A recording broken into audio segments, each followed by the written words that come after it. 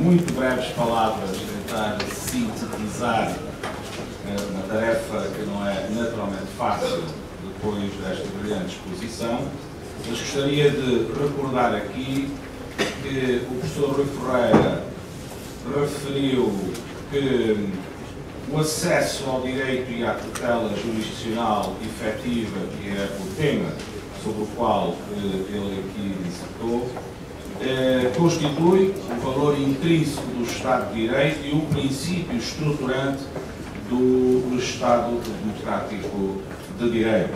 Portanto, há aqui uma relevância particular que é dada a este direito. Direito este que, de acordo com o professor Rui Ferreira, está consagrado no artigo 29º da nossa Constituição e do qual emanam três direitos que considera fundamentais. O primeiro, o direito de acesso ao direito. O segundo, o direito de acesso aos tribunais para se garantir a proteção desses direitos. E o terceiro, o direito ao patrocínio judiciário ou à assistência de advogado. Portanto, estes são direitos fundamentais que decorrem deste grande direito que é o do acesso ao direito e à tutela jurisdicional efetiva. O professor Rui Ferreira depois colocou questões relativamente às quais os nossos ilustres debatedores naturalmente farão a gentileza de se pronunciarem na fase seguinte, que tem a ver com a questão de saber o que significa realmente este acesso ao direito e à tutela jurisdicional efetiva, o que é que necessita para ser realmente efetiva esta tutela jurisdicional, quais são os requisitos para que ela seja efetiva. Este é um desafio e, segundo o professor Rui Ferreira, para ser efetiva, ela só será quando os tipos de ações ou recursos forem os adequados e suficientes para satisfazer a demanda da justiça. E a pergunta que se coloca é: em Angola já é assim? Já temos efetivamente ações, recursos adequados e suficientes para satisfazer a demanda da justiça e tornar o acesso ao direito e à tutela jurisdicional realmente efetivos? Colocou aqui alguns exemplos que eu não vou repetir para não me tornar cansativo, mas em que realmente sustenta a posição que defende de que realmente em Angola ainda não estamos perante uma situação em que a tutela jurisdicional e o acesso ao direito sejam realmente efetivos. Há, na perspectiva do professor Rui Ferreira, há uma certa inflação em matéria de reconhecimento dos direitos fundamentais, mas estamos ainda perante um déficit em termos de processos que lhes deem efetivamente a proteção que se busca. O professor Rui Ferreira referiu ainda também que esta questão da tutela jurisdicional efetiva tem obviamente a ver com a organização dos nossos tribunais, com o estado da organização judiciária do nosso país, os nossos tribunais que ainda conhecem déficits em termos de organização, em termos de magistrados, de recursos adequados para o seu normal funcionamento. Portanto, estes recursos não são suficientes. Há aqui necessidade de se fazer realmente este problema está já equacionado no âmbito da reforma do sistema judicial que o professor Rui Ferreira também aqui referiu. O problema da adequação dos recursos e ainda o problema do atraso do legislador como relativamente à necessidade de dar corpo e regulamentar estes direitos que, por fundamentais, têm consagração na nossa Constituição.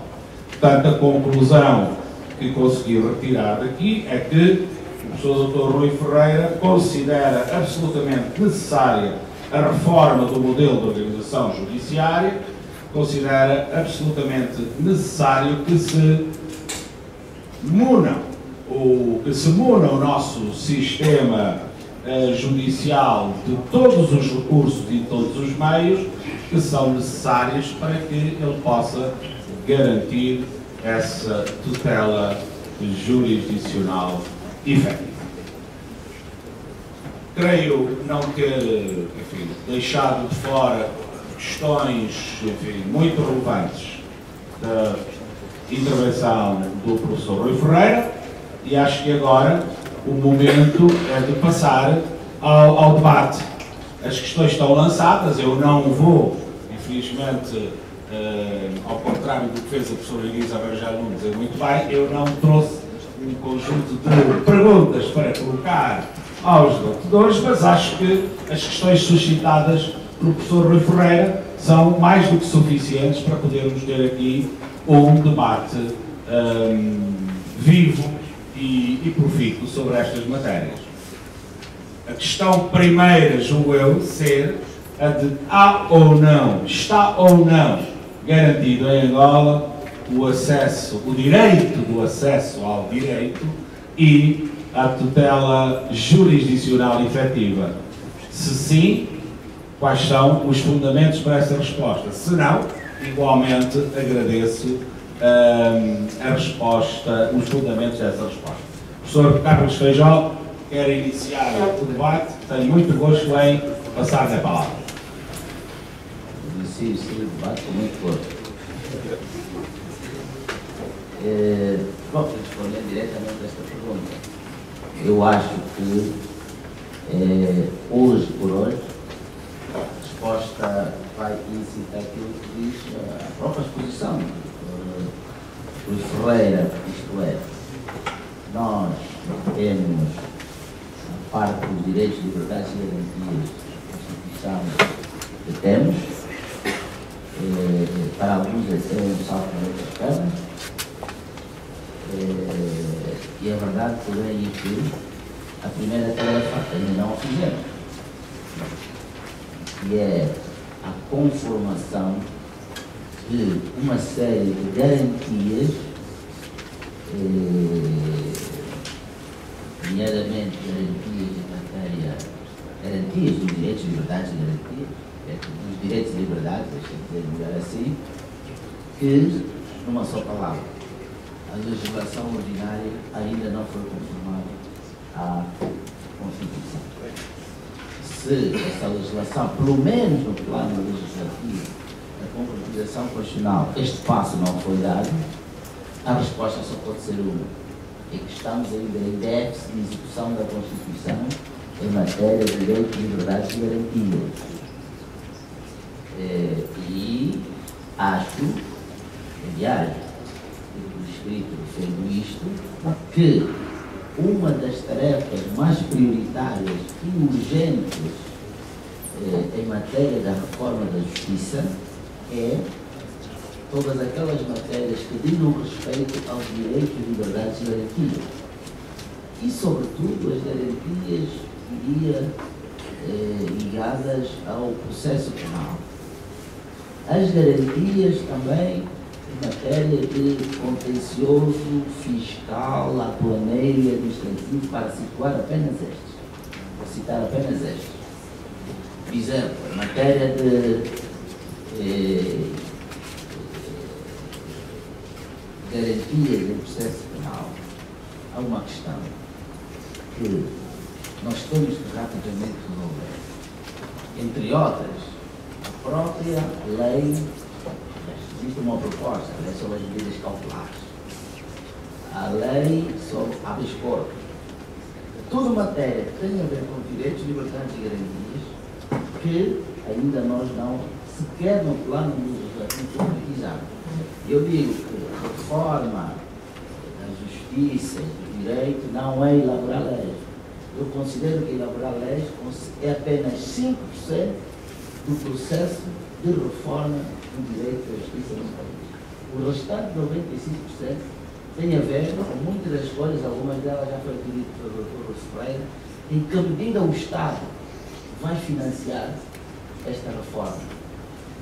E a resposta já está dada.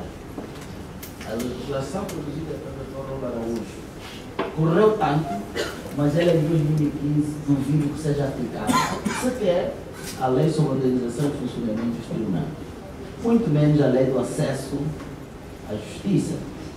Não acredito, até pela natureza deste ano, se não está orçamentado para 2015, por que nós vamos aprovar esta lei? Esta lei, no fundo, é que há financiamento público para que os mais desfavorecidos tenham acesso à justiça. Faz sentido, lá está. Nós, a vez jurista, falta-nos a parte da análise económica do direito. Eu nunca iria propor uma lei sobre acesso à justiça com um orçamento em 2015 assim. Eu estou a propor uma lei, o Parlamento vai aprovar, mas não sabe o que está a aprovar, porque está a faltar a análise económica do direito. Não há problema nenhum copiar a lei, mas nós temos que ver depois qual é o impacto, seja social, e aprendi uma expressão linda de uma conferência que fizemos sobre o programa dos Otávio, e é: estas leis todas que a Comissão da Reforma está a fazer, corre o risco de ser chamada lei burra. São leis burras, porque não vão ser aplicadas. Então, se você vê como é que nós estamos a falar de lei de acesso à justiça ser, no fundo, o financiamento do desfavorecido?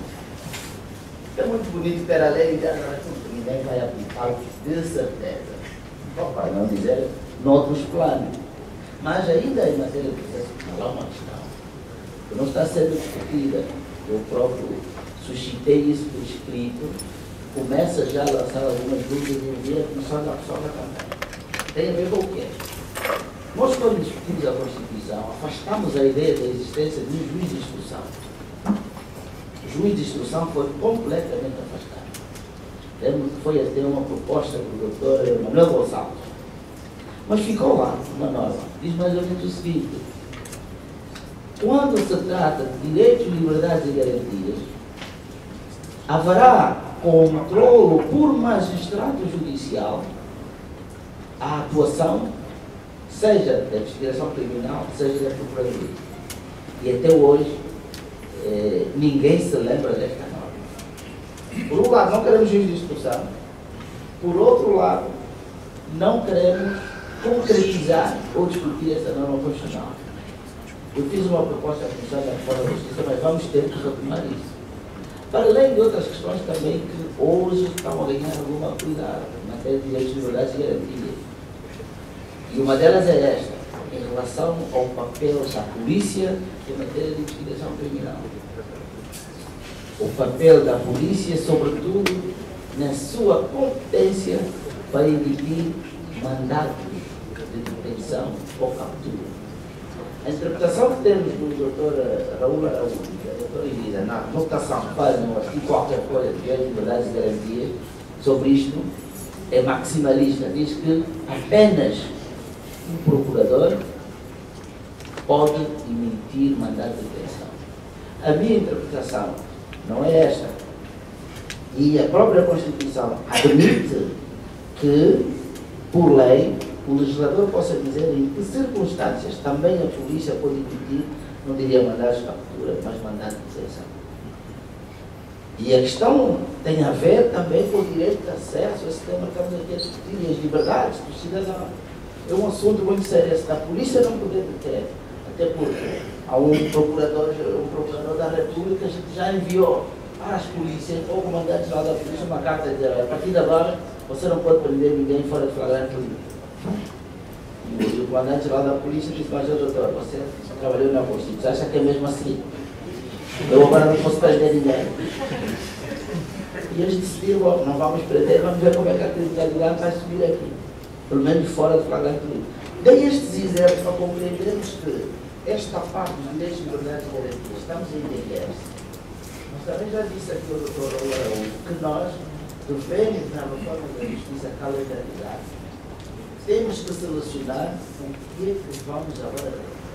E acho que em primeira linha estamos em matérias relativas aos direitos, liberdades e garantias. É que nós fomos por outra via, que priorizamos a componente orgânica da justiça. Isto é, vamos primeiro acatar a lei sobre a organização e funcionamento dos tribunais vamos fazer uma acordo judiciário, vamos criar os tribunais da relação, do comando, etc. Mas está ficando para trás, embora os projetos estejam prontos, está ficando para trás uma parte que nós aqui estamos a tratar, que é o controle do acesso ao justiça. Muito obrigado, Dr. Carlos Feijó. Dr. Luís, eu penso que é uma oportunidade única esta de nos elucidar sobre o trabalho que está a coordenar e que, já vimos, é essencial para que possamos ter uma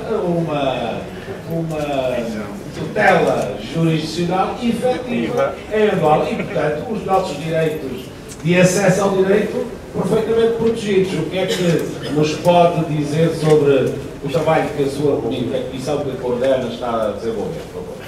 Muito obrigado.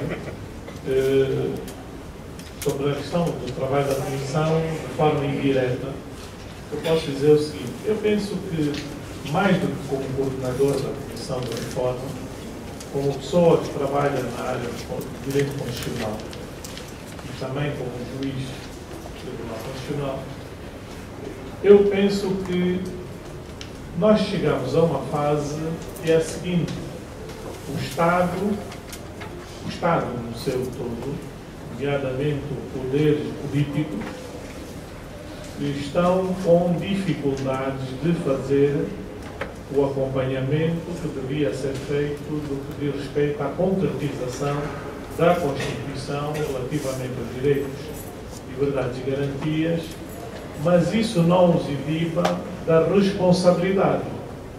Aliás, o próprio professor Rui Ferreira, quando interviu, referiu-se a um artigo da Constituição que diz que o Estado pode ser demandado, pode ser responsabilizado por atos praticados por seus agentes, etc.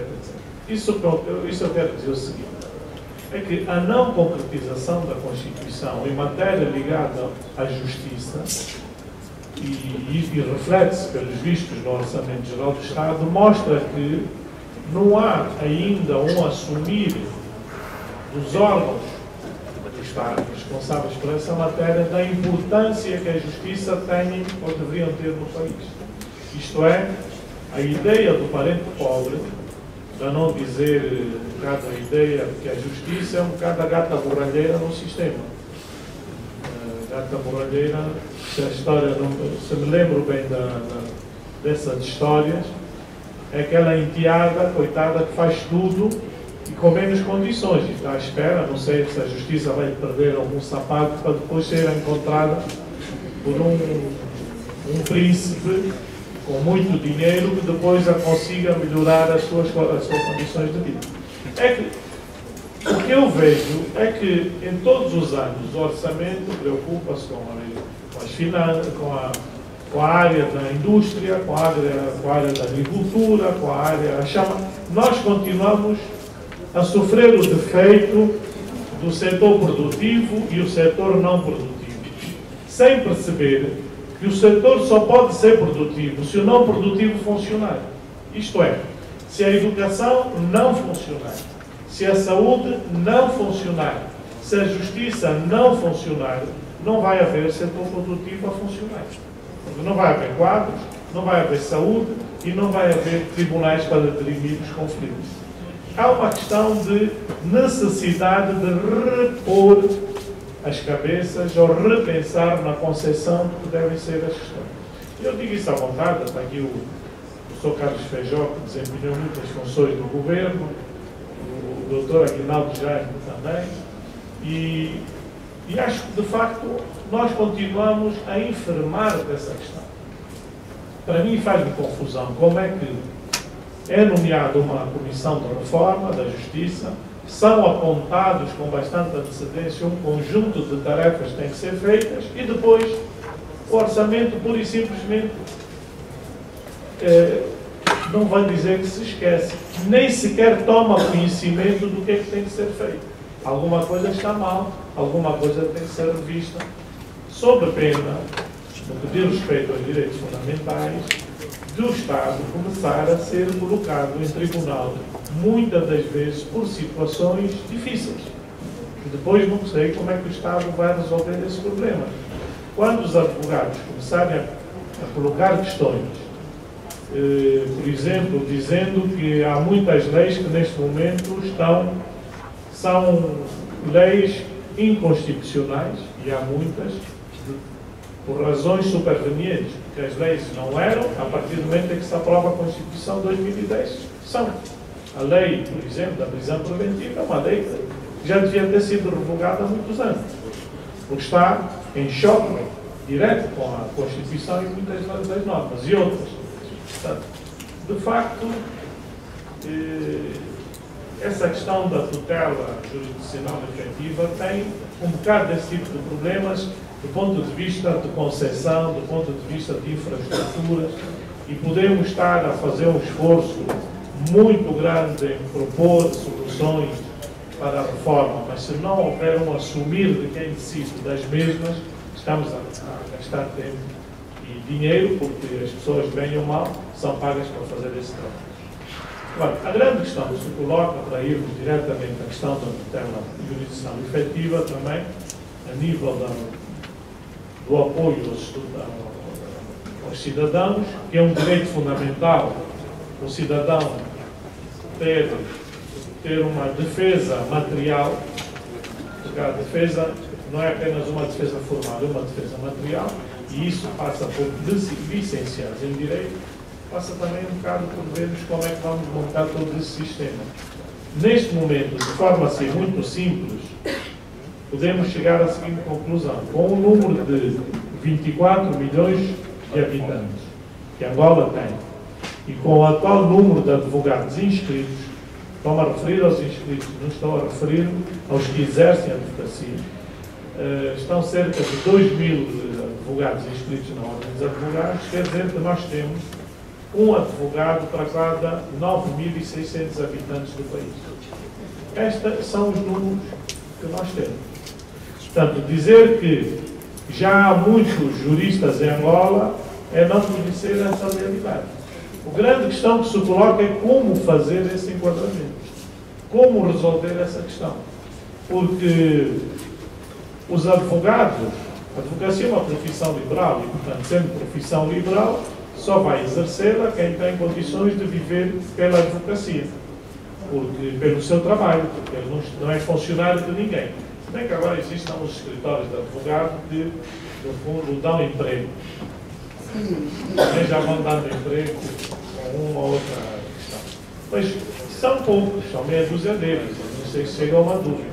A esmagadora maioria dos advogados, apesar de dizerem que ganham muito bem, não ganham quase nada. Por isso é que depois, sempre que há aberturas de concursos para a magistratura, tentam ir para a magistratura do Ministério Público, em primeiro lugar, porque é a mais apetecível, por razões de várias ordem, eu prefiro não me referir. Os outros vão para o Ministério, para a magistratura judicial, é mais bonita. Aliás, agora temos muitas magistradas bonitas, algumas estão aqui na sala. Temos magistrados, mas porquê? Porque também já há uma estabilidade, apesar do estatuto ainda remuneratório ainda não ser muito bom, mas já dá um equilíbrio orçamental, já dá uma estabilidade familiar. E na advocacia não. A advocacia pode ganhar um mês, no mês seguinte pode não ganhar nada. Pode ganhar $10 mil no processo e ficar 5, 6, 7 meses sem ganhar absolutamente nada. O que significa que as pessoas não se vão meter numa profissão que garante, que os coloque numa situação de insegurança permanente. Daí eu pensar que temos que encontrar uma solução da melhor forma possível para que se assegure esse princípio constitucional de dar ao cidadão com menos possibilidades uma defesa efetiva, uma defesa material efetiva. Soluções são várias. A Comissão de Reforma apresentou praticamente duas propostas, uma em que é a Ordem dos Advogados a patrocinar esse processo, claro, pago pelo Estado, de todas elas passam pelo Estado, que é quem tem dinheiro em Angola, o Estado mesmo, e outra que é haver uma ideia de que deve ser o Ministério da Justiça a tutelar esses advogados, chamemos assim. E claro que é uma proposta que os advogados nem querem sequer ouvir falar, porque nos faz lembrar regressar aos nossos tempos do coletivo de advogados, e penso que ninguém está convocado com essa pretensão de voltar a esse tempo. Portanto, acho que, para terminar, falarmos de tutela efetiva, se ela existe ou não. Não existe. Não existe e estamos muito longe da verdade. Estamos muito longe da realidade e temos aqui magistrados que nos podem dar exemplos, se quiserem, muito concretos sobre a situação que nós vivemos. Como resolver aquelas várias questões? O professor Rui Ferreira, aqui não pode tratar pelo título profissional, é mesmo académico. Estamos na universidade e quando chegamos à universidade os títulos são académicos, como qualquer universidade, mas colocava a questão de saber relativamente ao demandar o Estado, que tipo de processo. Nós podemos demandar. Há um princípio na Constituição que diz que quando estamos a falar em direito, liberdades e garantias, as normas da Constituição aplicam-se diretamente, não precisam de processo especial nenhum. E na ausência de qualquer processo, temos subsidiariamente o processo civil, e nem que sejam pelas vias das ações de condenação, vamos condenar. E claro, como diz ali o professor, vão demorar 10, 15 ou 20 anos. Porque o próprio juiz depois olha para aqui e dizer que pouco ter isso. E mete o processo na gaveta e vamos esperando por melhores dias, a ver se vem uma reformazinha, não pode depois eu não ser promovido, né? Enfim, sabemos como é que são essas questões todas. Coloca aí outros problemas. Eu penso que o Dr. Rui Semedo vai seguramente pensar num outro bloco para desenvolvermos toda esta temática adjacente. Se me permite, Dr. Rui, eu gostava de me dirigir ali ao Dr. Sófio. E só para lhe perguntar rapidamente o seguinte: eu já vi que exerce as suas funções fardado. Dá ou não ao cidadão mais garantias de proteção dos seus direitos, agindo na jurisdição em que age, com os poderes que tem e com essa farda que é bonita? Há alguma diferença entre o seu domínio de atuação e aquele que é comum e que já aqui ouvimos falar, e cujas dificuldades já aqui ouvimos falar, doutor Sófio? Muito obrigado. Em primeiro lugar, cumprimentar o magnífico reitor desta universidade pelo convite que nos formulou e cumprimentar igualmente os nossos ilustres palestrantes. Um agradecimento especial a esta universidade por me ter proporcionado uma plateia muito rica e num meio que, confesso, nunca imaginei que ia chegar, né? Então eu agradeço. Eu, quando recebi este convite, pensei duas vezes: vou a civil ou vou fardar? Mas como aqui vem expresso o juiz conselheiro do Supremo Tribunal Militar, era suposto que queriam ver fardado, então eu vim fardado. Não vim militarizar o ambiente, mas era necessário vir. Respondendo à questão que tinha colocado, eu devo recuar um bocadinho primeiro, olhando para o tema que nos foi proporcionado no primeiro painel e olhando agora para este segundo tema. E sempre tendo em vista que o objetivo é o grande tema, que é o ensino crítico do direito. E então, o Dr. Aguinaldo já falava hoje de manhã que nesta relação direito e economia, o desenvolvimento vai pressupor investimento. O investimento, quer seja público, quer seja privado, vai naturalmente exigir regras. E as regras vão exigir um suporte humano capaz de interpretar e aplicar. E isso vai traduzir-se numa figura de direito civil que se chama certeza e segurança jurídica das perspectivas das pessoas. Portanto, se as pessoas não têm certeza, não têm garantia de que o que estão a fazer vai garantir, digamos assim dizer, no desenvolvimento, naturalmente, as pessoas não investem. E, depois das inquietações que foram levantadas pelo nosso segundo preletor, estamos a falar de ensino crítico. É de facto complicado falar para estudantes que C. Temos o reconhecimento destas garantias da Constituição e atrasado das normas interconstitucionais é porque o próprio ensino que estamos a fazer já começa a ser transformado. E vai ser difícil o aluno que não aprendeu as coisas, não as processualizou no ensino, vir aplicá-las como juiz. Porque eu comparo sempre a vida como, incluindo a vida acadêmica, né? Está inclusa, como dizia o doutor profissional de manhã, para as contas não darem 14 mais 15, né? Incluindo a vida acadêmica, que a vida é um sistema. Se nós não interiorizarmos outras coisas, amanhã vai ser difícil, de facto, a gente. Tanto o juiz vai julgar mal, porque não foi formatado assim. Ele foi formatado de uma determinada maneira que vai contrariar a vida prática. Então vai ser difícil, de facto, aplicar na lei. E vai afetar a certeza e a segurança jurídica das expectativas dos indivíduos. Olhando para as garantias, a pergunta que me faz se é difícil, se é possível garantirmos o acesso ao direito de tutela judicial efetiva nas Forças Armadas, essa é a pergunta. Eu diria que nas condições atuais é possível, e temos vindo a fazer isso. É verdade que se tem vindo levantando muitas querellas, sobretudo aqui na nossa justiça. Sempre que há processos enviados a jornais, as rádios, quase que não falam de outra coisa, sempre uma suspeita muito forte sobre a nossa justiça. Mas eu tenho que mergulhar no sentido de que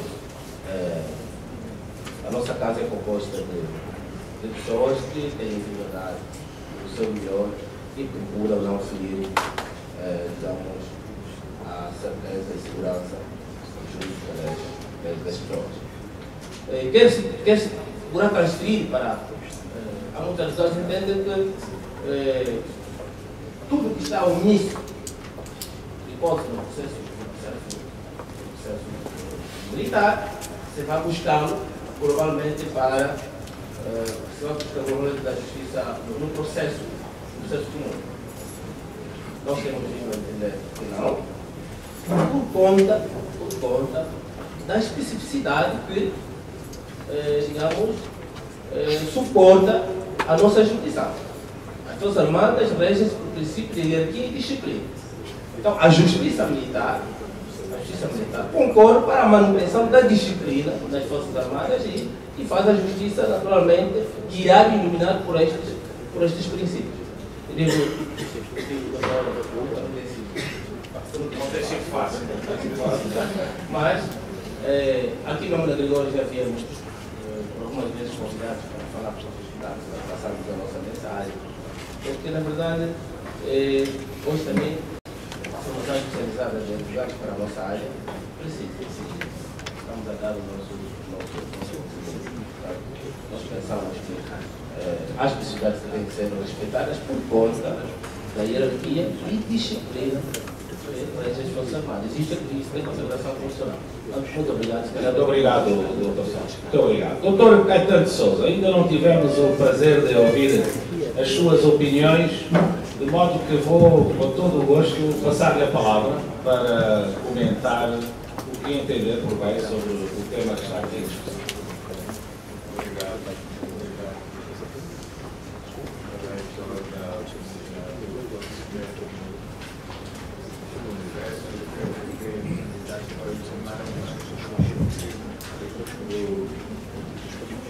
Eu teve cuidado de me dizer em nome do jantar que os debatedores estavam muito bem preparados para este debate. De modo que eu tinha feito a análise do convite e elenquei as situações aqui sentado, mas como uma grande parte das situações já levantaram, tenho duas que vou falar nelas agora, até porque me parece que envolvem dois temas. Porque o amigo Aguinaldo já teve o discernimento de pegar na questão económica para trazer aqui como envolvente do desenvolvimento do país. Eu iria pegar nisso porque estes padrões econômicos novos que sucederam a nossa reforma após os anos 90, obrigou-nos a mexer nas instituições, problemas dos investidores, e nós punhamos o problema das instituições, era necessário a exigência das instituições, dos operadores do direito, dos tribunais. Estas questões levaram-nos à reforma da Constituição. Devo dizer que a Constituição de 2010 foi uma reforma legal, cultural e fundamental para todos. O que é que se passa aqui? Nós, com a reforma de 2010, já falamos agora na reforma, mas é mais profunda do que isso. Vai implicar imposição de renovação de direitos, de reinvenção de direitos, se quisermos, de readaptação de direitos. O doutor Rui Ferreira já teve aqui também a inteligência de identificar situações que vão implicar reformas, mas para nós implica tudo isso. O doutor Raul já deu a explicação inicial da reforma, sua questão, mas é preciso entender que esta nossa Constituição mexe com a maioria dos direitos que nós temos aqui no país. Já se fala na reforma do direito civil, na reforma do direito penal, na reforma dos processos civil e penal e de quase todos os processos, e alguém já disse que estamos todos atrasados em relação a isto tudo. Bom, o que nós procuramos aqui, com estes dois temas, já não vou rebater a questão, mas gostava de dizer que nesta situação era preciso considerar a questão dos notários, conservadores, dos registros, o registro de propriedade, o registro automóvel. Devemos dizer, muitos grandes problemas que nós tivemos aqui, continuamos a ter nos tribunais, é o registro da propriedade. Ainda hoje continua a haver o problema do registro para a defesa do direito do cidadão. Ainda o cidadão fica sem casa por causa do problema do registro, por parte do nosso sistema de habitação, que não garante com eficiência e eficácia e cria até problemas aos tribunais para as situações que têm que decidir sobre o que é de quem e quem é quem. Esta questão tem que ser resolvida. Então, criou-se agora a possibilidade de se criarem notários e conservadores, mas que está a passo de camalhão, mas é preciso resolver estes problemas vão ter a ver com o problema do acesso ao direito e da garantia do direito. Depois, a questão dos tribunais. Ainda agora, ontem alguém me falou no número comparativo dos procuradores que Angola tem comparando com Portugal.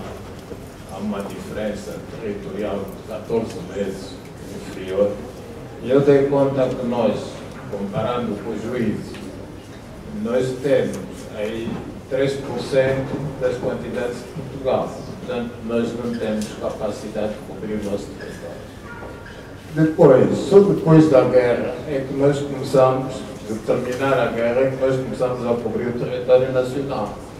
E acabamos por ter 2, 3 juízes nas províncias. O problema ainda da dificuldade de separar o trigo do joio. Porque o juiz na província é juiz para tudo. Mas aqui em Luanda o juiz de trabalho é juiz de trabalho e não faz mais nada. Vai na província, ele tem que ser juiz de trabalho, juiz da família, juiz penal, juiz civil, juiz de menores no mesmo tribunal. Quem conhece esta realidade sabe isso. Só em Luanda é que há esta diferença. E então, estas situações põem tais problemas de acesso a direitos, garantias de direitos e garantias de acesso aos direitos. Portanto, é preciso mexermos nisto tudo. Em relação à questão do acesso ao direito, e a questão ainda sem, acho que não estou a ser repetitivo e devia ter dito há bocado, mas não devia. Isso implica a questão das especializações. Eu não sei se nós vamos conseguir fazer uma especialização. Lembra-me que agora, pelo mundo fora, a Europa tardiamente com o processo de Bolonha faz já a especialização em termos de direitos. Portanto, se o indivíduo quiser ser, num país de discussão inglesa, tratar de questões de trabalho, só vai tirar trabalho, não tira mais nada. Ele é só jurista de trabalho. Nós aqui ainda somos especialistas para toda obra, mas ali o professor Brandão Ramos há bocado fez lembrar, mesmo assim as nossas matérias curriculares não falam, por exemplo, no direito do urbanismo, no direito do ambiente ainda timidamente, enfim, uma série de direitos que aparecem agora no nosso dia a dia e que não são tratados. Por exemplo, o direito de trabalho. Nós não dávamos a parte processual do direito de trabalho. Passou a ser dada depois e quem quis aprendeu sozinho na universidade nacional. O direito constitucional é a mesma coisa, no processo constitucional na universidade começou-se a aprender agora. Portanto, são estas coisas que temos que debater mais vezes para conseguirmos resolver. Não posso dar mais outros contributos, mas penso que para a correção dos tribunais, ainda assim, nós podemos fazer muito mais, mas temos que avançar muito rapidamente com esta reforma. Mas devo ainda lembrar que eu levantei este problema, já foi aqui falado, a reforma precisa de ser provocada nas universidades para ela ser beneficiada desse aspecto, porque põe-se o problema de esta reforma judicial não tem nada a ver com o Código Processual Penal nem com o Código Processual Civil, vai ser uma reforma nova e que logo que essa lei saia deve ser ensinada nas universidades, porque senão vamos continuar a ter os problemas que, se não houver um órgão que vá acompanhar a reforma, essa reforma não vai ser bem sucedida. Porque eu fui informado que a Comissão vai acabar o seu mandato e depois vamos ver que leis e condições quem vai continuar a resolver esse problema. Até porque há aqui uma questão ainda latente, não sei se está resolvida. Quem vai garantir a gestão dos tribunais? Há aqui um problema que eu estou a perceber entre o Ministério da Justiça e um outro órgão que ainda não foi criado, vai ser criado por lei. Porque se esta situação não for resolvida, a reforma da Justiça vai ter complicações muito sérias. E esse assunto tem que ser resolvido nas leis que estão a ser feitas para isso. Muito obrigado e desculpe. Muito obrigado, Dr. Caetano de Sousa. Eu acho que sobre a questão dos tribunais, da tutela jurisdicional, abordámos elementos suficientes para propiciarem a continuação desta discussão noutras ocasiões. Eu gostaria agora de virar a nossa atenção para o primeiro aspecto. Porquê? Porque estamos a falar de tribunais, mas os tribunais só são úteis se os cidadãos souberem lá chegar, isto é, se souberem para que é que existem e o que é que têm de fazer para recorrerem aos tribunais. Para isto têm de conhecer os seus direitos, certo? Portanto, o acesso ao direito parece um elemento essencial nesta equação.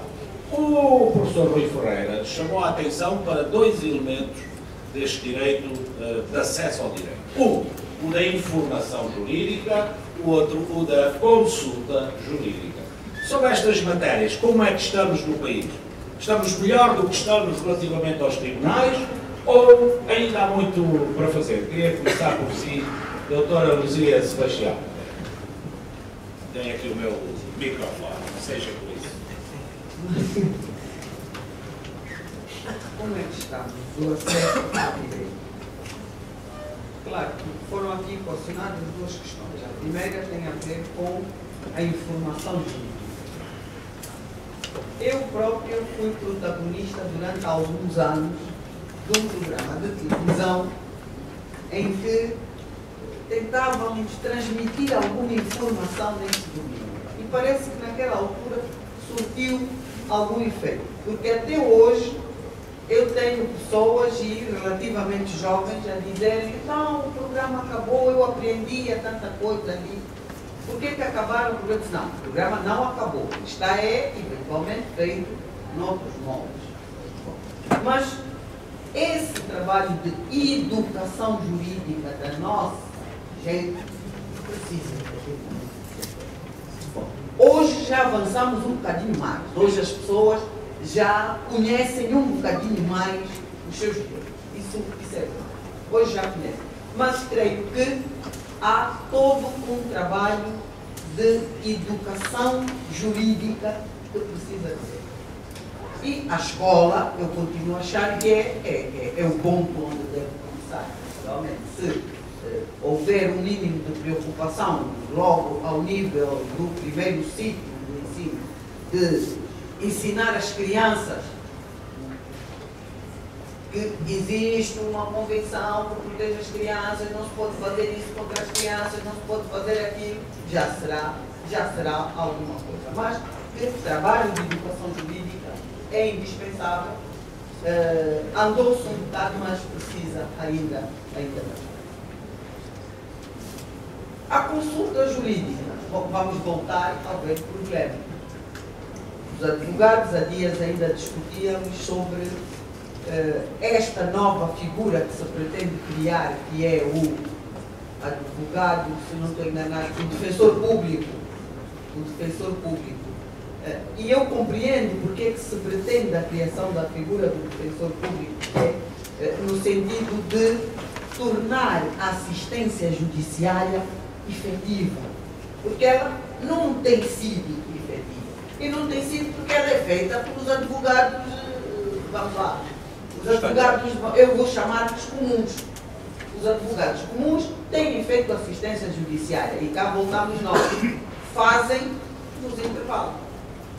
Sim, porque se tem os seus processos, os seus escritórios, as suas causas que lhes dão, pelo menos, um sustento, né?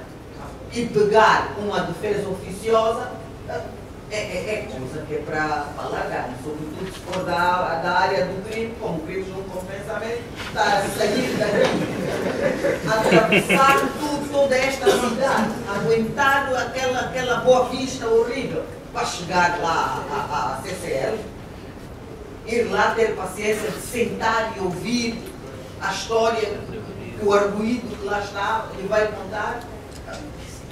Bom, é um bocado difícil. Então, esses arguidos conhecem o seu advogado no dia da audiência e à porta da sala de audiência, uns minutos antes. Não há efetividade de defesa que se faça nessas condições. Não há. Por isso, eu entendo que essa figura do defensor público eventualmente virá, se não for preencher, pelo menos diminuir o déficit nessa questão da consulta jurídica e do apoio jurídico. Portanto, eu acho que sim, que a figura deve ser criada, eventualmente o recorte dela é que deve ser devidamente preparado, e mais, é preciso pagar essas pessoas. Pagar o defensor público. Não é como acontece agora, o advogado faz a defesa oficiosa e recebe o cheque 4 ou 5 anos depois. Com o devido exagero. Não, tem que estar ali, porque no fundo esse defensor público será uma espécie de advogado. Advogado funcionário, entre aspas, do Estado. Porque, ao que eu entendi, ele estará vinculado ali à instituição e não vai ter escritório. Eu entendi assim. Bom, por isso é que o recorte dele precisa de estar devidamente delineado. Mas que virá ajudar, eu acredito que vai ajudar. Mas, acesso ao dinheiro. Eu agora sou o juiz do Tribunal Constitucional, então não prefiro. De qualquer forma, já agradeço muito a sua intervenção. Doutor Cristiano André, a sua longa experiência a liderar o Tribunal Supremo. O que é que nos diz quanto a este aspecto? O cidadão está, de facto, munido de meios que lhe facilitem o acesso ao conhecimento do direito, por exemplo? Isto é, uma questão concreta. Os tribunais provinciais, por exemplo, recebem periodicamente os diários da República, acompanham com a periodicidade que é necessária, obviamente, a publicação e a entrada em vigor das novas leis, outros meios de informação sobre o direito chegam facilmente aos tribunais provinciais. Isto só para dar um exemplo do setor que o doutor dirigiu durante muitos anos. Muito obrigado. Respondendo à pergunta diretamente do coloca, devo dizer que, lamentavelmente, não é isso. Não obstante todo o esforço que possa ser encontrado, reunido, no sentido de fazer chegar aos nossos tribunais fora do ano a documentação daquela nos é possível reunir. Ainda assim, não tem havido conhecimento bastante da parte dos operadores destinatários no sentido da sua apreensão e a sua divulgação.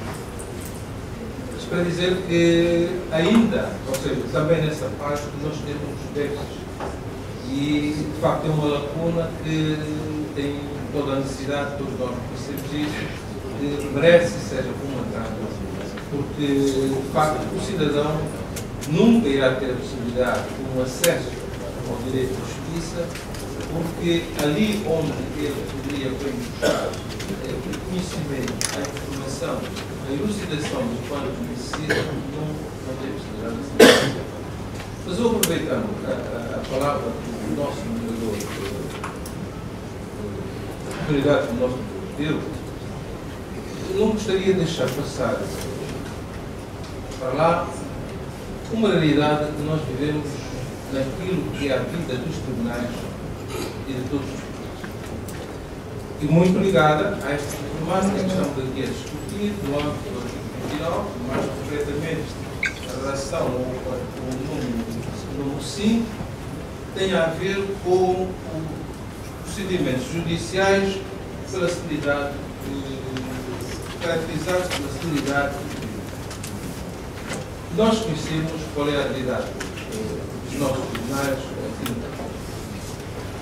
Na verdade, quando hoje falamos de uma pendência suficiente elevada dos tribunais, estamos, por outro lado, a querer afirmar que, na verdade, os nossos processos têm uma marcha bastante lenta. E isto, sem dúvida alguma, vai, de modo algum, prejudicar e de maneira os direitos dos cidadãos que reportam os tribunais, no sentido de ver dirimir os conflitos que eventualmente vão surgir no âmbito daquilo que é a justiça social.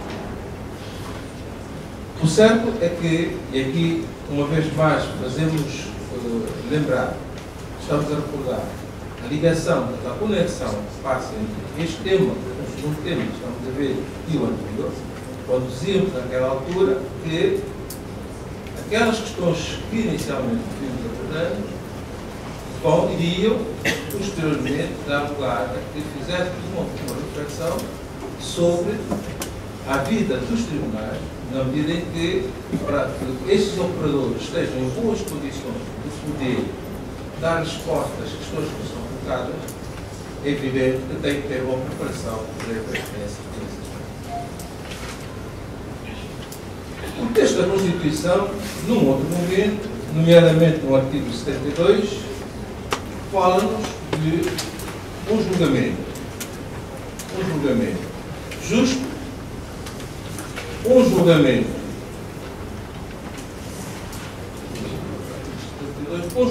justo, um julgamento conforme a lei e um julgamento certo.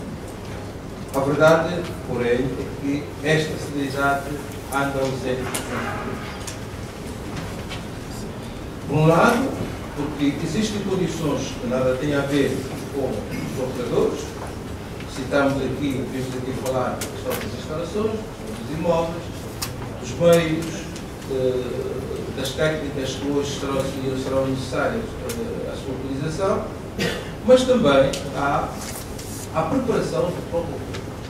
Uma preparação que muitas vezes não leva a olhar os textos, os diplomas que tem que aplicar, com a seriedade bastante, por forma que ele faça o uso daquilo que é aceitável e, por conseguinte, está atento à própria lei. É assim que, não poucas vezes, os nossos tribunais, os nossos processos aumentam em volume, mas esse aumentar de volume não representa um movimento do processo de direito. O processo muitas vezes anda de um para o outro lado, do juiz para o próprio Ministério Público, mas ali surgindo um conjunto de atos, podemos chamar atos inúteis, que vêm sobrecarregar as partes no sentido de que há uma acumulação de custos, há também uma acumulação de papel, mas de facto o processo não recebe o movimento que devia ser para dar resposta a este postulado constitucional que deve haver uma justiça civil. Passa necessariamente por, dentre muitas outras questões que nós deixaríamos aqui por citar, na medida em que o Código nos permite fazer um exercício até especulativo de todo este conjunto, um conjunto mais amplo de diversas realidades. O certo, porém, é que o nosso cidadão, podíamos dizer, que ainda não se encontra suficientemente satisfeito, não está suficientemente respondido perante as questões que tem que levar o nome da justiça. Esta é uma constatação, é uma realidade e que merece que, na verdade, seja tomada em conta para que ali onde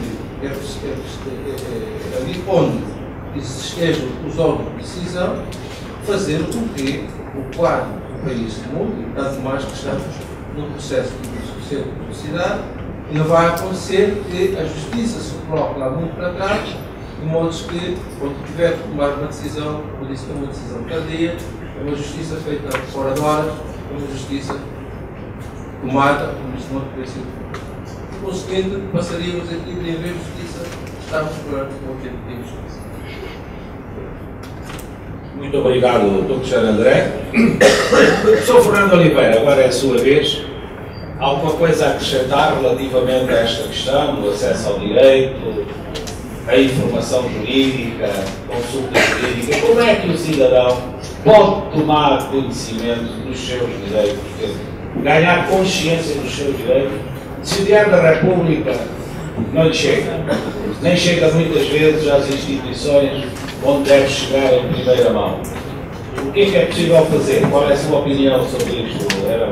E se quiser falar sobre qualquer outra questão relacionada com os temas, o microfone é seu. Obrigado. Está ligado, está ligado. Bom, eu não vou aprofundar. Já desligou? Direciona. Sim, não vou aprofundar. Essa é uma questão muito concreta. Nós, historicamente, conhecemos um decalagem enorme da Diário da República. Uma aliança que funcionou experiente, de tratar.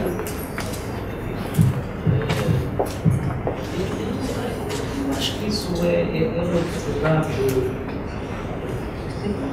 Direciona.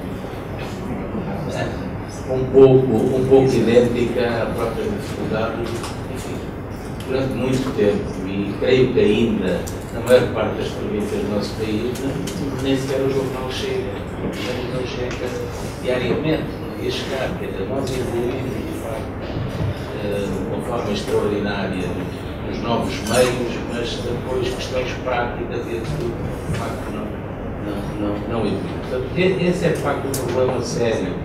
A questão da educação jurídica já foi aqui referida. Eu acho que a ordem dos advogados está a dar a tomar iniciativas louváveis de educação jurídica à população, mas é de facto algo que implicaria uma tarefa gigantesca. Não só esses programas que a doutora Presidente lembrou, e outros programas poderiam ajudar de algum modo a conhecer o direito. Eu pergunto, porque aqui foi levantada a questão de um desses déficits que o professor Rui Ferreira apontou exatamente no assumimento da ação popular. Diversas vezes suscitamos a questão de, perante atropelos enormes, gravíssimos, que se praticam no nosso país, e nomeadamente nesta nossa cidade capital, contra os direitos difusos, nomeadamente o ambiente, o património histórico. Quantos crimes urbanísticos se estão a perpetrar à nossa vista? E de facto, ouvem-se vozes de cidadãos, de algumas associações, mas de forma ninguém tem a consciência. De facto, era possível fazer meios. Como é que é possível, em situações concretas dessas, pessoalmente, um parque público que é transformado, que é demolido e que é transformado por um projeto imobiliário? Quer dizer, em qualquer outra cidade era absolutamente impossível praticar um crime desta ordem. Já não falo aqui na Xinxi, no que estão a fazer agora na Fortaleza, enfim. Mas, de facto, isto tem a ver exatamente com uma indisponibilidade. E o que eu pergunto é, o professor Ferreira apontou, na verdade, esses déficits, a ausência de processos para uma efetiva concretização, desses direitos fundamentais. Na verdade, está a pronunciar um juiz antecipado de inconstitucionalidade de proibição. Eu sei que o professor Rui Ferreira tem a máxima contenção e reserva no calendário das suas intervenções e, sobretudo, na qualidade em que os faz. Mas é isso que nós de fora interpretamos dessa maneira. Estamos perfeitamente claro que não deve ser já na vontade da entrada em vigor da Constituição seria ter isso ser olhado com mais atenção. Até porque, agora faço uma pequena referência, esse princípio que há, sabemos nós que existe no direito internacional para a intervenção exatamente em instâncias internacionais, seja ao nível da proteção diplomática, seja ao nível dos recursos de meios judiciais, no âmbito de convenções multilaterais e regionais dos direitos humanos, a possibilidade de acesso à jurisdição internacional. Todos nós sabemos que implica normalmente uma regra de esgotamento prévio dos meios existentes. Mas há uma doutrina que é efetivamente prevalecente e já foi afirmado pelo tribunal. Só se esgota aquilo que existe. Se não existe, de facto, não há por essa defesa inteira. Aí o cuidado que devemos ter, na verdade, o que significa esse déficit. O que significa esse déficit quando eventualmente formos chamados a responder a isto. Muito obrigado, professor Fernando Oliveira. Estamos a caminhar para os últimos instantes deste debate, mas ainda há dois debatedores a quem eu vou pedir a palavra. Vou começar aqui pelo professor José Otávio Bandura. Qual a sua opinião sobre estas questões que estamos agora a abordar? Obrigado. Eu gostaria de dizer que o professor Rui Ferreira foi feliz na sua intervenção, sobretudo no desafio que nos coloca, porque, em meu entender, como sociólogo da Faculdade de Direito, é o tema da agência. Direitos, liberdades e garantias. Falar em direitos, liberdades e garantias é pressupor que o cidadão sabe a janela. Senão não estamos a falar disso. Por outro lado, apelar aqui para um trabalho que a Faculdade de Direito fez. Está publicado, um estudo, na verdade, um estudo sobre o estado da justiça em Luanda. Foi um trabalho realizado pela nossa faculdade, pelo SES, o IBRA, em que se fez um trabalho em 2 linhas de pesquisa. Uma linha sobre a justiça formal, pegando os trabalhos a partir do livro de porta até a sentença, o que é que acontecia, o que é que acontece nos nossos tribunais, e uma linha de pesquisa informal em que nós elegemos 2 grandes municípios da cidade de Luanda, Quilamba, Quiacho e Kazenga, para ver como é que os litígios se resolvem, como é que eles são, de facto, solucionados antes de chegarem à justiça formal. Ou seja, quando nós falamos em primeira instância, se calhar já é uma última instância, para a primeira instância foram as famílias, as igrejas, enfim, tudo o resto. Como é que isto aconteceu? Este trabalho está publicado, deveria ser leitura obrigatória nas faculdades de Direito, logo no primeiro ano, exatamente para percebermos que a questão do acesso à justiça, a questão do direito de garantias não se esgota no direito formal. Há aqui outras dimensões, há aqui uma dimensão mais plural. E é necessário termos isso presente, porque senão, como eu dizia outro dia, o doutor Major referiu aqui, corremos o risco de estar a produzir um conjunto de leis, um conjunto de propostas de lei, que no fundo vão ser leis que não vão pular, não vão funcionar, porque não chegam ao cidadão, o cidadão não se revê nela. É disso que estamos a falar. E queria fazer um link também desta questão com a questão mais geral do debate aqui hoje, que é o ensino do direito.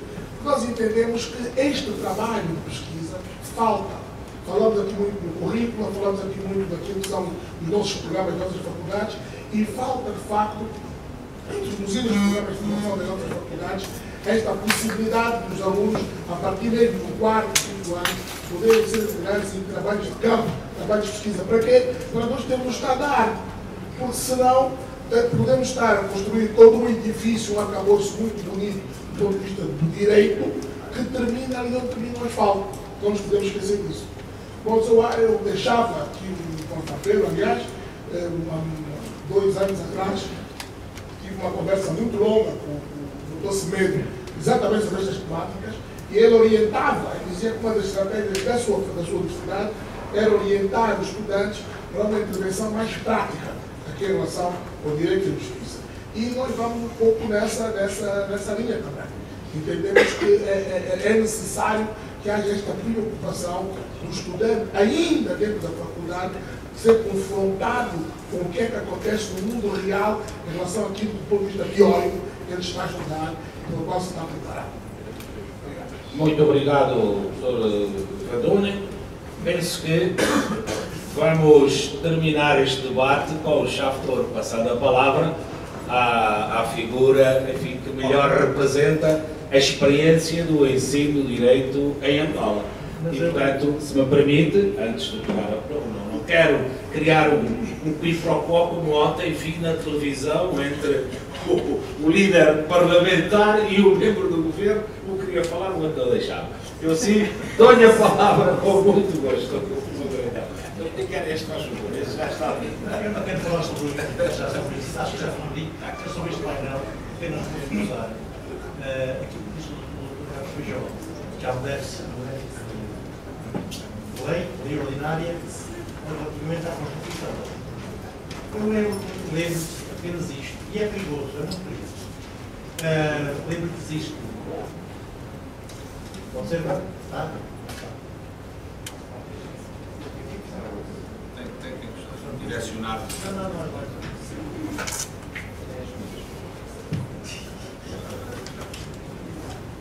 Tá? Já me ouvem? Sim. Ok. Então, não é só na área dos direitos e garantias, dos direitos e liberdades, é também noutras áreas. O artigo 176 da Constituição diz que compete aos tribunais garantir o contraditório e o acusatório. O princípio do contraditório e o princípio do acusatório. Isto tem implicações muito graves. A atual legislação, o atual Código do Processo Penal, arrisca-se em muitas áreas a ser consideradas inconstitucionais e mesmo algumas sentenças serem consideradas inconstitucionais materialmente porque não se respeita o princípio do contraditório. Por exemplo, o processo de ausentes. Os processos de ausentes não têm contraditório. Portanto, o processo de ausentes, na sua generalidade, é capaz de ser hoje um processo inconstitucional. Outro aspecto que é muito importante é que não se respeita hoje o princípio do recusatório. O princípio do recusatório significa que quem, o juiz que preside a decisão contraditória, o juiz que pronuncia, não pode ser o juiz do julgamento. Senão há uma confusão muito grande. Portanto, o juiz que julga está já influenciado pela sua participação no processo na altura em que pronuncia, na altura em que dirige a decisão contraditória. Agora, isso significa que se não for alterado o Código do Processo Penal, o Código do Processo Penal está praticamente pronto, com exceção da parte do recurso, que não se completou porque, pronto, não se conhecia ainda bem o projeto da reforma judiciária. A maior parte das sentenças poderão ser arguídas de inconstitucionais, de facto não respeitam o princípio do recusatório.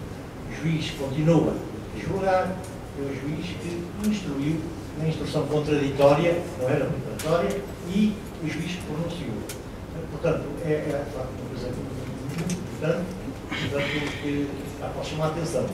Ainda não houve nenhum recurso para a Tribunal Constitucional, mas pode haver, os advogados podem lembrar-se. Muito obrigado. Muito obrigado, Sr. Governador Ramos. Tenho agora o prazer de passar a palavra ao Dr. Aguinaldo Jaime, para quem peço a vossa atenção. Obrigado, Sr. Moderador. Estive a ouvir com muita atenção a preleção, o Dr. Ferreira e o Pato. Queria apenas fazer um considerando muito rápido, até porque a hora já vai muito adiantada. E considerando é o seguinte: nós juristas muitas vezes esquecemos-nos da dimensão económica do direito. Ou seja, porque tão importante, ou se calhar até mais importante, do que proclamar direitos, criar leis, é criar condições materiais para o seu exercício. Ora, isso é fundamental. E aí estamos outra vez naquela problemática inicial que tratamos da relação entre a economia e o direito. De facto, eu sinto muita pena que o trabalho do Dr. Raul Araújo esteja a ser concluído neste ambiente adverso, do ponto de vista económico. O orçamento de 2015 é um orçamento duro e mostra-nos que vamos ter um ano extremamente difícil. Não ouço pessoas a falarem sobre isso. Não se fala sequer sobre uma alteração estrutural que está a haver na indústria petrolífera, que é o facto de haver novas formas de energia mais baratas, resultante da exploração de areias bituminosas e do chamado gás de xisto.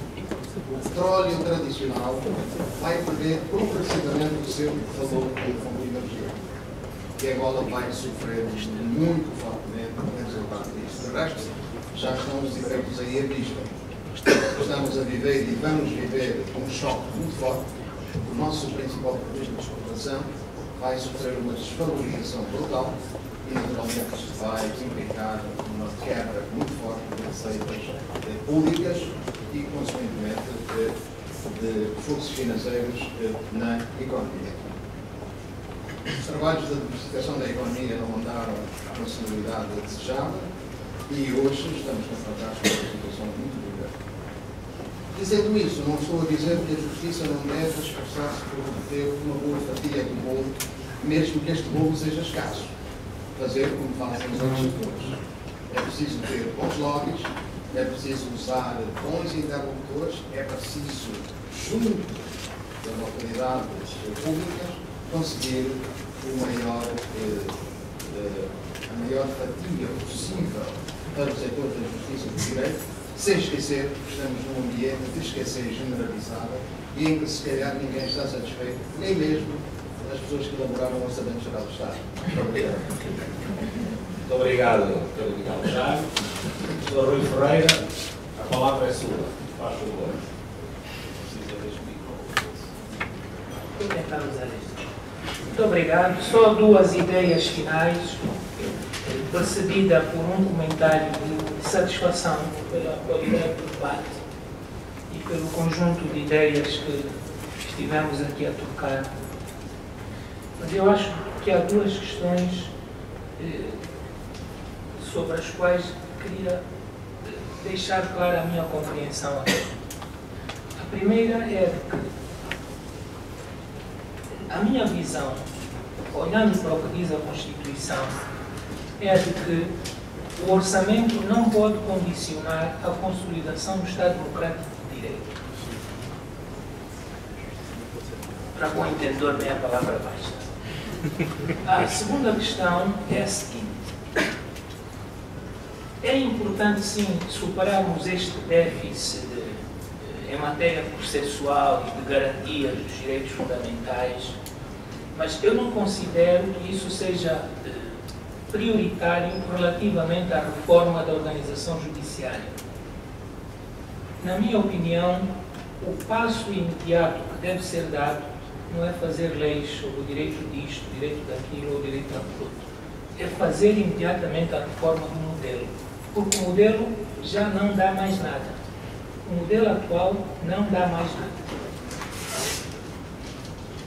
Um sistema de praticamente duas instâncias, Tribunal Provincial e Tribunal Supremo, não é solução para o nosso país. Ele faliu. Ele faliu. Os operadores deste sistema não têm capacidade de funcionar. E não é porque lhes falta o computador ou a secretária ou as condições de trabalho. É porque a sua filosofia e a sua capacidade de responder estão ultrapassadas. Um juiz do Tribunal Supremo, sozinho, tem mais processos que todo o Tribunal Constitucional junto. Não pode ser.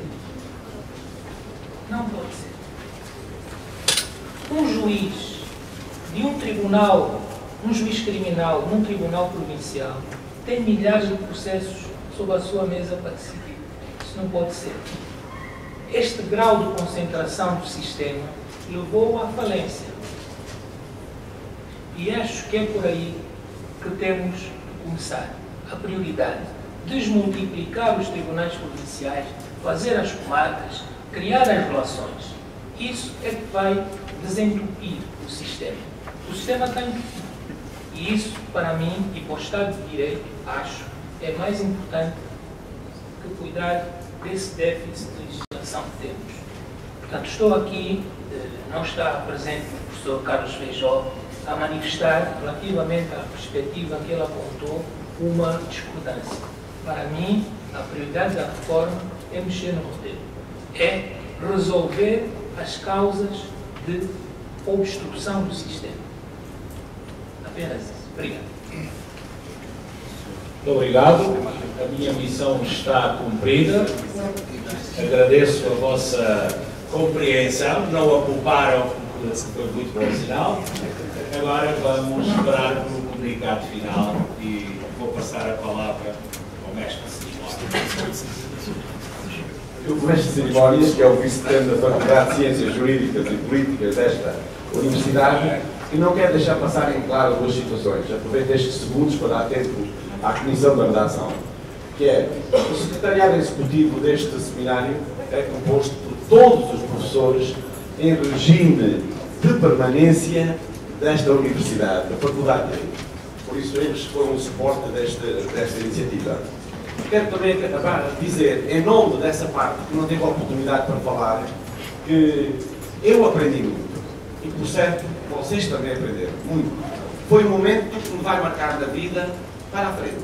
Não deve ser difícil, deve ser muito difícil ter uma oportunidade igual a esta. Deve ser muito difícil. Eu vou tentar beber, assimilar tudo aquilo que ouvi hoje e tentar depois desenvolver. Foi muito gratificante. E só dizer-lhe, como amante das coisas da Constituição, porque nem me atrevo a dizer que sou constitucionalista diante de tão eminentes constitucionalistas, que não é só o português que entrava de vez em quando as coisas do desenvolvimento do saber.